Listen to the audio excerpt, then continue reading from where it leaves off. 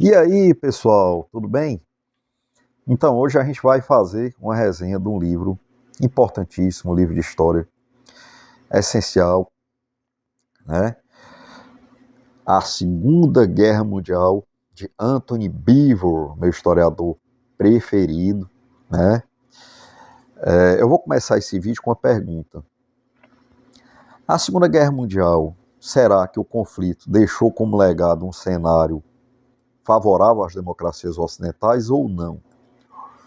Essa pergunta eu não vou responder agora, a gente vai descobrir junto ao final do vídeo, convido o leitor a assistir até o fim, o vídeo não vai ser tão longo assim, né? De antemão, lhe digo que esse livro aqui não traz essa resposta, né? Porque é um livro de história sério, e livro de história sério, ele apenas lhe dá os fatos, para você elaborar em cima dele, você formar suas ideias a partir dos fatos.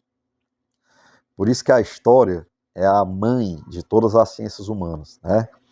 A história lhe dá um superpoder, uma visão de raio-x, de enxergar através do discurso de cada sujeito e não ser enganado de jeito nenhum, né? Então, sobre o autor, Anthony Beevor, eu tenho um vídeo aí no canal apresentando ele, as principais obras, né? Descubra porque você vai gostar dos livros de Anthony Beevor, então não vou me alongar muito aqui, assiste o vídeo canal, se você tiver essa curiosidade sobre o autor. Assista também a resenha de Stalingrado, que está aí no canal, né? Também do autor, né?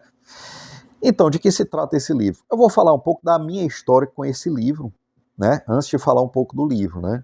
Eu já tinha lido as principais obras do Anthony Beevor, né? Que estão descritas aí no vídeo sobre ele. E comprei esse livro há uns anos atrás.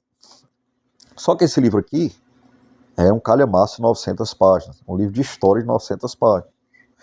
E eu li sobre a Segunda Guerra Mundial minha vida toda. Eu tenho coleções inteiras aí que eu li, desde adolescente. Tem uma videoteca da Segunda Guerra Mundial só de documentário, uma videoteca só de filme.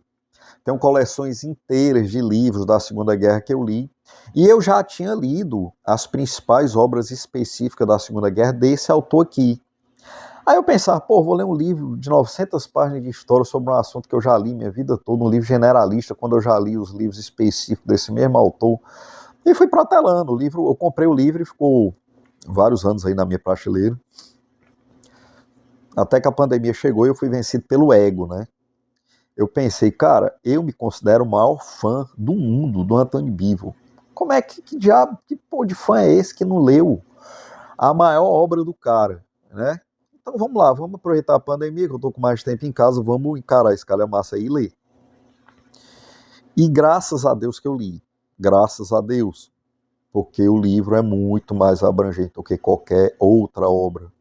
Não é à toa que depois de ter escrito vários livros específicos sobre episódios da Segunda Guerra, a Segunda Guerra Mundial é muito grande para se colocar no livro só, essa é a verdade.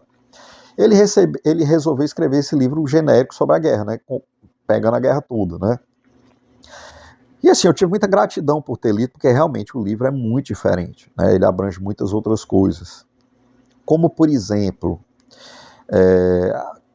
quem entende, quem já estudou a Segunda Guerra, sabe aquele roteiro básico, né? Ascensão do Partido Nazista na Alemanha, depois, em 1939, Hitler invade a Polônia, logo em seguida invade alguns países da Europa, a França, aí depois teve Dunkirk, aí depois a Batalha da Inglaterra, resolve invadir a Rússia, a Operação Barbarossa, né? Aí teve os conflitos lá no norte da África, a ofensiva aliada começou pelo norte da África ali, as batalhas, né? Depois teve Stalingrado, a partir daí a ofensiva russa, né? O dia D, né? E aí os aliados convergindo de um lado e de outro em relação à Alemanha, em direção à Alemanha. Esse é o roteiro básico da Segunda Guerra. O que é que ele coloca aqui de novo, né? Em primeiro lugar, ele conta uma história muito mais abrangente. Ele nos fala o que acontece no Extremo Oriente, a Guerra Civil Chinesa, né? E depois que você lê, você fica pensando, meu Deus do céu, não poderia ficar de fora. Não poderia ficar de fora. A Segunda Guerra Mundial, como elemento fundamental para se entender o mundo que a gente vive hoje, ela não tem como deixar de abarcar a Guerra Civil Chinesa, até porque ela fez parte da Segunda Guerra Mundial. Né? Isso só para citar uma das coisas novas que ele coloca imprescindíveis. Né?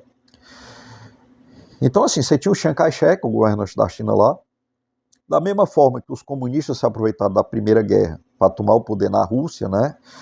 Os comunistas fizeram a mesma coisa na Segunda Guerra. Enquanto o Chiang Kai-shek, o governante da China, tinha que lidar com os invasores japoneses que submeteram o seu povo a uma ocupação extremamente inescrupulosa e cruel, os comunistas atacavam só oportunisticamente contra o governo chinês vigente, né? Estavam um pouco se lixando para os japoneses. Então foi uma guerra desequilíbrio, né? Enquanto um lado se preocupava com o invasor japonês e com a oposição comunista, os comunistas iam só atacando oportunisticamente para tomar o poder. Então foi inevitável a queda do governo, porque o exército imperial japonês entrou na China com muita força, de forma muito inescrupulosa, né? Então isso foi Então o livro alternava capítulos entre o que estava acontecendo lá no Extremo Oriente e o que estava acontecendo tradicionalmente no cenário europeu, né? Então, eu nunca li sobre a Segunda Guerra, esse livro é para mim? Sim. Sim. Inclusive, ainda lhe digo mais, é um livro para ser lido para quem nunca leu a Segunda Guerra toda, né? Porque aí você pula logo todos aqueles livros que mostram a visão incompleta sobre a coisa e já vai logo para o livro completo, né? Você já vê logo o que acontece no Extremo Oriente, que isso é fundamental para entender o mundo como ele é hoje, né? E o Antônio Vivo, como eu falei em outros vídeos sobre ele que estão aí no canal, assista todos que vale a pena.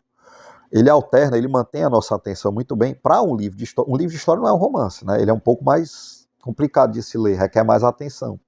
Mas dentro dessa categoria histórica, o Antônio Vivo é o melhor de se ler, porque ele tem uma técnica, ele alterna macroanálise e microanálise, então ele torna a coisa muito interessante. Então essa microanálise ele não nos poupa de nenhum detalhe sórdido que aconteceu na Segunda Guerra Mundial. Por exemplo, o exército imperial japonês, ele se utilizava do canibalismo, né? Quem estuda história sabe que o canibalismo é uma coisa que sempre aconteceu em guerras, em batalha, em cataclismo, essas coisas. Mas existe uma diferença numa situação de emergência, o ser humano louco apelar para o canibalismo e um exército usar o canibalismo como solução logística, né? A gente sabe que o mais difícil que existe não é a batalha em si, é você deslocar o exército e alimentar. A logística inerente ao deslocamento do exército, Napoleão que o diga, né? Stalin que o diga também. Mas eu vou para esse ponto depois. Então, assim, era muito difícil alimentar os soldados japoneses naquele emaranhado de ilhas do Pacífico lá, né? O deslocamento era muito difícil, principalmente depois que os americanos, que a presença americana se registrou lá naquele cenário.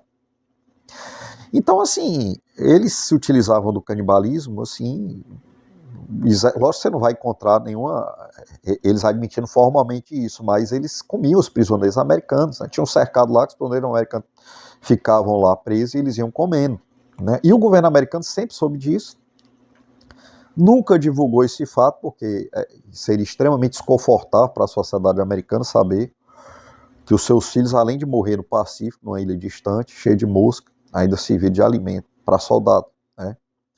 Mas os japoneses se utilizaram do canibalismo em larga escala, não só na Manchúria, mas no Pacífico também. Muitos soldados americanos foram devorados.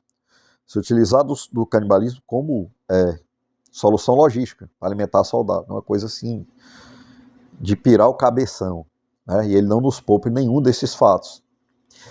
E a logística, a gente sabe que o que ganha e perde guerra é a logística, né? Então, as vitórias soviéticas na Segunda Guerra Mundial foram com rações americanas, com agasalho americano, com veículos americanos, com dinheiro americano, munição americana, armas americanas.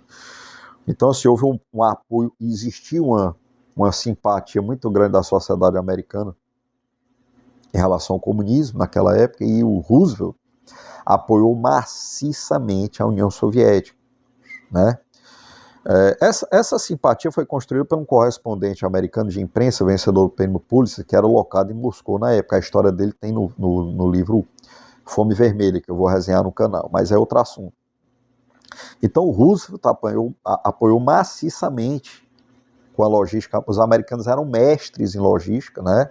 Você vê que na Segunda Guerra eles nem tinham as melhores armas, nem tinham os melhores tanques, mas tinham a melhor logística disparada, as rações, né? Tudo isso é muito importante. Como é que o cara vai lutar sem comer? Como é que o cara vai lutar sem agasalho, né? Sem as armas chegarem com a frequência correta, né? Então tudo isso foi colocado a serviço da União Soviética em todas aquelas grandes batalhas e fez toda a diferença, né? Então assim, desculpa, tocou o celular aqui, mas já parou. Que aqui não tem edição, né? Aqui é raiz. Então toca celular, passa avião, aí o cara tem que falar no fôlego só, que eu não sei editar. Então vamos lá. Em relação à pergunta, o conflito deixou como legado um cenário favorável às democracias ocidentais? Rapaz, analisando em retrospectiva, você pode dizer que não com bastante fundamento, né? Então o nazismo foi derrotado, mas os nazistas eram amadores em relação aos comunistas, essa é a verdade, né? Os comunistas mataram, enquanto os nazistas mataram, através do genocídio, 6 milhões de judeus, que era outro povo, no século XX, os comunistas mataram 120 milhões de pessoas do seu próprio povo, né? Com métodos muito mais ardilosos, né? Sem produzir prova contra eles mesmos. Então você vê nos anos 60, logo depois da Segunda Guerra, as democracias ocidentais estavam numa situação sofrível, né? Você tinha os dois maiores países do mundo, a China e a União Soviética, duas potências nucleares, as duas comunistas e as duas anti-ocidente. Então o que foi feito naquela época? Um diplomata americano, que morreu acho que 2 semanas antes da data de publicação desse vídeo, Henry Kissinger, ele se aproveitou de um momento de conflito entre a China e a Rússia e puxou a China para o lado ocidental. Tirou Taiwan da ONU, resumindo a história, e empoderou a China para ela entrar empoderada, né, na economia de mercado. E aí ele desfez o bloco China-União Soviética, né, puxou a China para o lado ocidental. Então o que ele fez na prática foi passar um cheque sem fundo, pré-datado, para 2 gerações para frente. Só que o problema na época era tão sério que você não tem nem como julgar se ele fez o certo ou se ele fez o errado. Ele tinha que resolver o problema naquela época ali. Então ele empoderou a China, puxou a China do bloco e 2 gerações para frente vocês lidam aí com a China, com que ela se tornar. Então assim, é uma pergunta que é difícil responder, né? Eu deixo para você, leitor, coloque. Porque a Segunda Guerra Mundial terminou com a derrota da Alemanha nazista, mas com a ascensão da China comunista e com a União Soviética completamente respaldada como superpotência, né? Fortíssimo, com a história já, a história molda as nações, a existência de um Estado como nação depende também da história que ela tem. Então você criou história, a União Soviética criou uma história, né? Batalhas, né? Invasão da Alemanha, fincou a bandeira soviética em Berlim. Então o legado real, a médio e longo prazo que a Segunda Guerra deixou, foi a ascensão de 2 regimes muito mais poderosos que o regime nazista, né? 2 regimes totalitários, né? Então, assim, é uma pergunta difícil de ser respondida, mas a resposta não é óbvia, como muitos historiadores façam parecer a vitória contra o nazismo e tal. Não é bem assim, né? Então, assim, o que é que você acha, leitor? Deixe nos seus comentários aí o que você acha. A gente está aqui para aprender também, para debater. E eu vou ficar feliz se eu ver algum comentário com alguma opinião, mesmo que seja contrária à minha, desde que seja com toda a educação e respeito, né? Então é isso. Para terminar o vídeo, eu tenho um vídeo aí no canal que eu lancei, o vídeo anterior a esse, Por que ler quadrinhos? E eu expus meus hábitos de leitura, que sempre depois de ler um livro, eu gosto de ler um quadrinho. Eu leio um livro, quando eu canso, eu leio um quadrinho logo em seguida. E com os anos eu fui aprendendo que essa harmonização entre o livro e o quadrinho a ser lido é uma harmonização digna de um sommelier. O Ibis, esse prato vai bem com o Chardonnay, safra 1977, é uma coisa mais ou menos por aí. Então, qual livro que eu indico? Se você for ler Segunda Guerra Mundial, do Beaver, qual quadrinho que eu indico para você ler logo em seguida na sua sessão de leitura?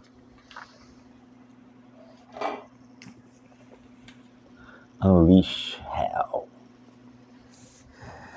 Então, esse quadrinho aqui É um quadrinho sobre a Segunda Guerra Mundial, escrito por veteranos de guerra ingleses dos anos 50 e 60, né?